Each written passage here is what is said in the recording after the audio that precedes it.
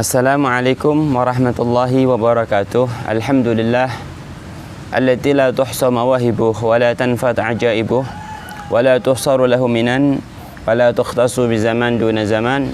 Wassalatu wassalamu ala sayyidi waladi adnan sayyidina wa maulana Muhammadin habibir rahman wa ala alihi wa ashabihi ma damatil layali wal azman. Saudaraku yang dirahmati Allah Subhanahu wa taala, dalam kesempatan yang mulia ini, Al-Fakir ingin memberikan sedikit pengetahuan tentang sholat Id, khususnya yang akan kita hadapi beberapa hari ke depan ini adalah Idul Fitri. Semoga Allah Subhanahu wa taala menambahkan wawasan kepada kita sehingga kita bisa menjalankan daripada sunnah Rasul sallallahu alaihi wasallam dengan sesuai aturan dan ajaran Nabi Muhammad sallallahu alaihi wasallam, sehingga sunnah-sunnah tersebut membuahkan hasil positif untuk kita, untuk umat Islam muslimin seluruhnya. Karena setiap sunnah-sunnahnya Rasul sallallahu alaihi wasallam memiliki sir, rahasia keberkahan yang luar biasa, memiliki rahasia keberkahan kemenangan yang luar biasa, di mana jil anjil, generasi demi generasi, mereka orang-orang saleh, para salaf merasakan daripada keberkahan sir, kemenangan daripada sebuah sunnah Nabi Muhammad sallallahu alaihi wasallam. Semoga dengan sunnah yang kita praktekkan sesuai dengan aturan dan ajarannya Nabi Muhammad sallallahu alaihi wasallam, walaupun keadaan mungkin belum mendukung ataupun keadaan belum begitu sepenuhnya bisa stabil, namun kita menjalankannya karena Nabi Muhammad, karena Allah Subhanahu wa taala, dan sesuai dengan ilmu dan aturan yang diajarkan oleh Nabi Muhammad, insyaallah membuahkan hasil kemenangan untuk kita, diangkat bala, diangkat penyakit, diberikan solusi permasalahan, problem masalah semuanya insyaallah digantikan dengan kelapangan, digantikan dengan keberkahan dan kebaikan yang begitu besar agung dari Allah Subhanahu wa taala. Saudaraku yang dirahmati oleh Allah Subhanahu wa taala, hukum daripada salat Id adalah sunnah, dan sunnah menurut Al-Imam Syafi'i adalah muakkad sebagai hukum yang mu'tamad. Sunnah yang muakkad yang begitu sangat dikuatkan, dan itu salat Idul Fitri merupakan afdhalun nawafil, salat sunnah yang paling afdal. Idul Adha merupakan salat sunnah yang paling afdal. Karena di sana ada pendapat waqil innaha fardu kifayah. Ada pendapat yang mengatakan bahwa salat Id adalah fardu kifayah, sebuah kewajiban kifayah yang cukup dilakukan oleh salah satu di antara sebuah daerah atau sebuah lingkungan masyarakat. Artinya apabila ada sebuah daerah yang seluruhnya tidak menjalankan sholat Id walaupun sendiri ataupun mungkin jamaah, maka seluruhnya dosa. Namun apabila di antara mereka sudah ada yang menjalankan, mempraktekkan sholat Id ini dari daerah atau lingkungan masyarakat tertentu, maka kewajiban dan kefarduan ini tergugurkan oleh semuanya. Apabila mengikuti pendapat ini, maka kewajiban fardu kifayah. Bahkan indal Imam Abi Hanifah, menurut Imam Abi Hanifah merupakan kewajiban salat Id ini. Maka khuruj anil khilaf, agar kita keluar dan terbebaskan daripada khilaf, kontroversi kewajiban dan fardu kifayah, alangkah baiknya kita perhatikan dengan seksama. Kita salat Idul Fitri jangan sampai ditinggalkan, Idul Adha jangan sampai ditinggalkan, walaupun mungkin sendiri, walaupun mungkin jamaah dengan keluarga, kalau mungkin tidak dimungkinkan jamaah secara luas, dan insya Allah akan saya terangkan beberapa masalah yang berkenaan dengan itu. Saudaraku yang dirahmati oleh Allah Subhanahu wa taala, adapun waktu daripada salat Idul Fitri ini adalah masuk setelah terbitnya matahari dan setinggi 1 tombak. Itu masuknya. Jadi masuk waktunya salat Idul Fitri ini setelah terbitnya matahari dan meninggi seujung tombak, artinya setinggi tombak. Adapun cara daripada salat Id ini, sebagaimana disebutkan dalam kitab-kitab fikih, tidak disunahkan untuk adzan dan juga tidak disunahkan untuk qamat. Karena adzan dan qamat itu merupakan sunnah yang khusus untuk salat fardu atau qadha daripada fardu. Adapun salat sunnah yang disunahkan untuk jamaah tidak disunahkan. Saya ulang lagi, tidak disunahkan untuk adzan dan qamat. Namun diganti daripada adzan dan qomat itu dengan ucapan as-salatu jami'ah. As-salatu jami'ah, bisa ditambahi dengan rahimakumullah gitu. Itu ganti daripada adzan dan qomat, karena adzan dan qomat tidak disunahkan. Dan ini dilafatkan atau diucapkan oleh Bilal menjelang didirikannya salat Id.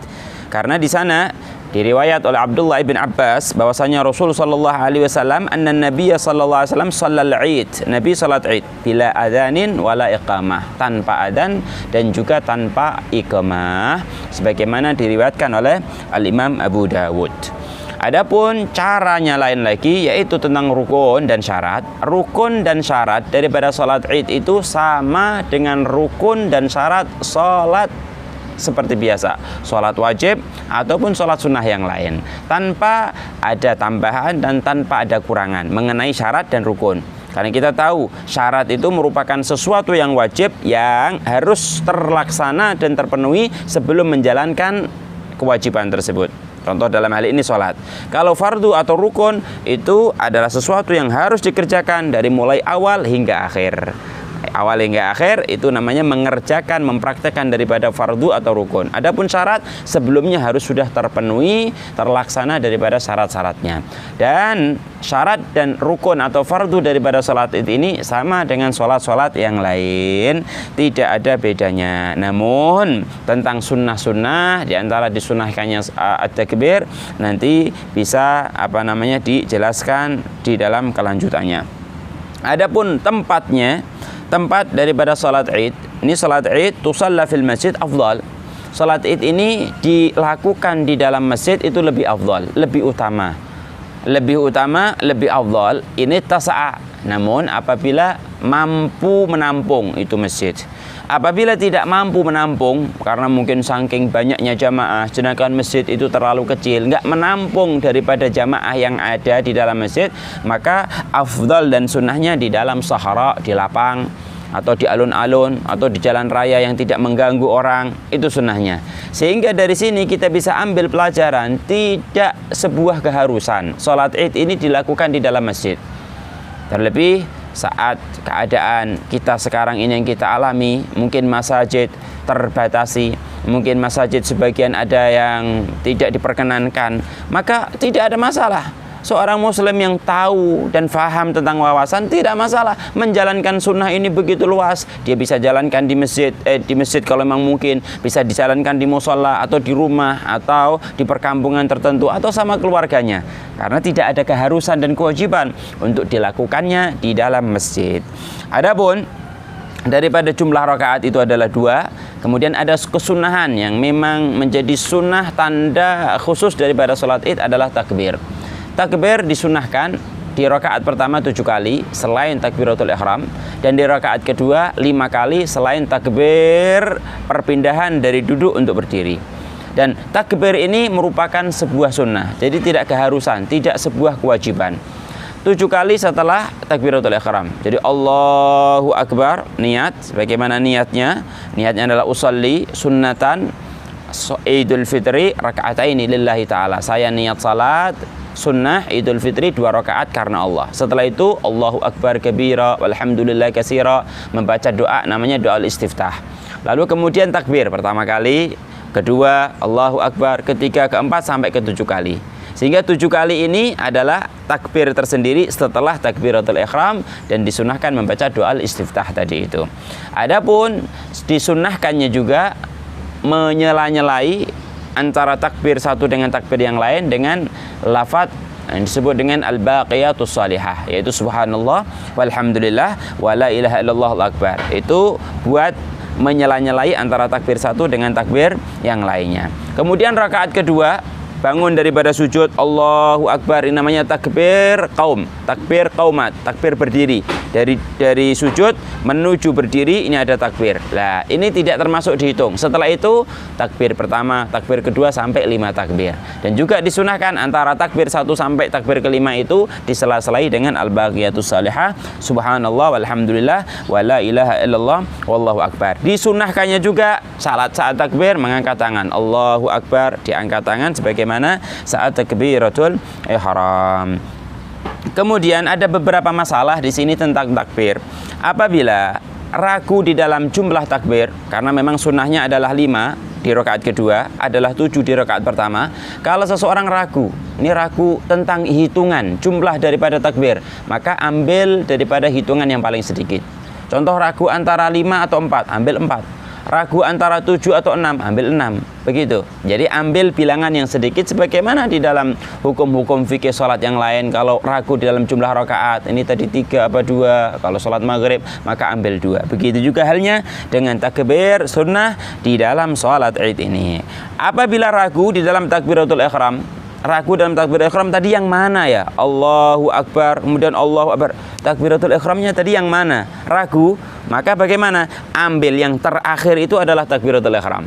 Berarti setelah takbiratul ihram butuh 7 takbir lagi setelah takbiratul ihram. Itu kalau ragu yang mana di antara takbir yang sudah dia ucapkan daripada takbiratul ihram ini yang mana, maka sudah yang terakhir itu dijadikan sebagai hukum takbiratul ihram, lalu dia menambahkan kembali dengan sunnah takbir 7 kali. Apabila seorang imam meninggalkan takbir Allahu Akbar, takbiratul ihram, setelah itu langsung membaca Al-Fatihah, tidak takbir 7 kali di rakaat pertama, atau nanti di rakaat kedua tidak pakai itu imam takbir 5 kali. Bagaimana sikap daripada makmum? Makmum tidak sunnah untuk takbir sendiri.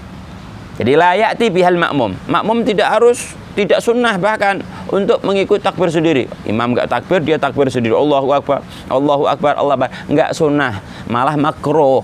Gitu. Kalau si imam tidak menjalankan daripada takbir, maka makmum la ya'ti bihal, makmum tidak usah menjalankannya. Kalau si imam menambahkan takbir, jadi tadi yang pertama rakaat adalah 7, sedangkan imam menambahkan ke 8, kemudian ke 9, bagaimana sikap makmum? Tidak usah mengikutinya, la yutabi'uhu, di saat si imam menambahkan takbir. Atau rakaat kedua sampai 6, sampai 7, sampai 8, sampai terus ditambahkan. Si imam menambahkan takbir sampai banyak. Maka kalau makmum tahu daripada takbir ini adalah sudah tambahan lebih daripada yang disunahkan, maka si makmum tidak mengikutinya. Kalau lupa daripada takbir di fi ihdar rakaat, di dalam salah satu rakaat, maka tidak disunahkan sujud sahwi. Ya seperti tadi itu, lupa ataupun sengaja bahkan tidak takbir, maka tidak disunahkan sujud sahwi. Karena ini sunnah disebut dengan sunnah hayat, hanya sunnah biasa, bukan sunnah abad. Sehingga tidak disunahkan apabila meninggalkan takbir saat sholat Id untuk sujud sahwi, tidak disunahkan. Kalau imam kurang daripada takbir, bagaimana makmum? Imam kurang karena misalkan rakaat pertama 7, sedangkan imam takbir hanya 5 kali. Bagaimana? Ikuti makmum. Tidak harus menambahkan lagi. Oh, si imam baru 5, saya mau sebagai makmum kurang 2, takbir sendiri. Enggak disunahkan, bahkan makruh. Jadi makmum tetap mengikuti walaupun si imam takbirnya kurang. Apabila si imam mendatangkan atau mengamalkan takbir setelah bacaan surat Allahu Akbar, langsung baca Al-Fatihah, kemudian baca surat, baru kemudian takbir Allahu Akbar 7 kali, Allahu Akbar 7 kali. Begitu juga rakaat kedua, bangun daripada sujud, berdiri, langsung kemudian baca surat Fatihah, surat sunnah, kemudian langsung takbir 5 kali. Bagaimana ini? Maka imam seperti itu, makmum harus mengikuti imam, takbir juga ikutin, walaupun takbirnya imam tadi setelah membaca daripada surat, karena sunnahnya yang asli didatangkan atau dipraktekkan itu takbir setelah takbiratul ihram dan doa istiftah di rakaat pertama, dan setelah bangun daripada sujud di rakaat kedua. Begitu. Adapun tentang khutbah, saudaraku yang dirahmati oleh Allah Subhanahu wa taala, tentang khutbah, apabila kita sholat sendiri, itu tidak disunahkan untuk khutbah. Misalkan dalam keadaan ini mungkin kita dalam perjalanan, atau kita mungkin sendiri, sholat sendiri, dia sendiri sholat sunnah, boleh dengan tanpa takbir atau dengan takbir tadi itu, sesuai dengan yang saya sampaikan, sholat sendiri, maka tidak disunahkan untuk khutbah kalau sholat sendiri. Man shalla munfaridan fala khutbata alaih, sholat sendiri Id tidak disunahkan untuk khutbah. Adapun apabila berdua jamaah atau bertiga atau ke atas sampai ribuan, sampai jutaan, maka baru di sini disunahkan untuk khutbah. Nah, kalau misalkan berdua, tetap disunahkan untuk khutbah. Salah satu di antara keduanya khutbah, walaupun yang mendengarkan satu karena cuma 2. Jadi dua orang Allahu Akbar jamaah selesai, salah satu di antara dua tadi itu, baik si imam atau si makmum, menjalankan khutbah sebagai bentuk sunnah di dalam sholat id, karena salah satu di antara sholat id disunahkan khutbah, namun apabila terjadi jamaah. Atau ada masalah sholatnya sendiri, cuman ini bukan orang satu, misalkan orang 10 ngumpul di satu tempat kamar atau di satu rumah, cuman sholatnya sendiri-sendiri, nggak mau jamaah karena mungkin nggak ada yang mau jadi makmum atau mungkin nggak mau ada yang jadi imam, sehingga sholatnya sendiri-sendiri, maka tetap disunahkan khutbah. Kalau terdapat di satu tempat banyak orang, lebih daripada satu, walaupun sholatnya itu sendiri-sendiri, tetap disunahkan untuk khutbah. Maka di sana, di dalam ibarah At-Turmusi, di sana dikatakan sebagai redaksi la limun faridin, tidak disunahkan khutbah id ini untuk orang sholat yang sendiri. Tapi kalau sholatnya sendiri tapi di satu tempat itu banyak orang 2, 3, 4, maka disunahkan untuk sholat, untuk khutbah id. Bi khilafil jamaah, qala ba'dhum walau sallu farada, walaupun sholat sendiri tapi itu lebih daripada satu, maka disunahkan untuk khutbah, karena maksud dan tujuan daripada khutbah itu adalah al-wa'ad, yaitu memberikan nasihat, sedangkan sudah ada selain dia untuk bisa diberikan nasihat karena lebih daripada satu, walaupun secara kenyataan sholatnya sendiri-sendiri. Begitu juga di dalam ibarah Busyra Karim, di sana juga ada dikatakan bahwasanya ya kan, khutbah itu hukumnya sunnah khutbah di dalam sholat id lisnaini, kalau 2 orang. Nah, kan, kalau 2 orang. Tapi ya kan, la li jama'atin nisa, tidak disunahkan la li wahidin, untuk orang sholat sendiri tidak disunahkan khutbah, dan juga tidak disunahkan khutbah li jama'atin nisa apabila ada terjadi jamaah tapi perempuan, semua perempuan jamaah walaupun ratusan atau ribuan, tidak disunahkan khutbah id, kecuali kalau yang khutbah adalah laki-laki. Tapi kalau semuanya perempuan tanpa ada satupun yang laki, maka tidak disunahkan khutbah. Tapi kalau ada salah satu di antara yang ada di situ laki dan yang khutbah adalah laki, maka sunnah khutbah saat itu. Itu beberapa hal permasalahan yang ada di dalam sholat id, dan juga mungkin yang dibutuhkan adalah takbir. Di sana takbir, ada takbir muqayyad, ada takbir mutlak, dan takbir mutlak ini hanya ada di dalam sholat Idul Fitri dan Idul Adha. Tapi kalau muqayyad hanya ada dalam Idul Adha. Begitu, dan insya Allah mungkin ada beberapa hal yang mungkin tidak bisa saya sampaikan di sini karena sunnah-sunnah dan kriterianya bisa ditanyakan oleh para pemirsa apabila ingin memperdalami lagi, karena ilmu laisa kullu ma'lumin yuqal, tidak semua ilmu yang kita pahami itu bisa disampaikan, banyak hal yang bisa disampaikan setelah ada pertanyaan. Maka dari itu al-miftah daripada ilmu, kunci daripada ilmu adalah as-su'al, pertanyaan. Silahkan bertanya dalam komentar, insya Allah bisa kita jawab melalui tulisan atau melalui session video yang berikutnya.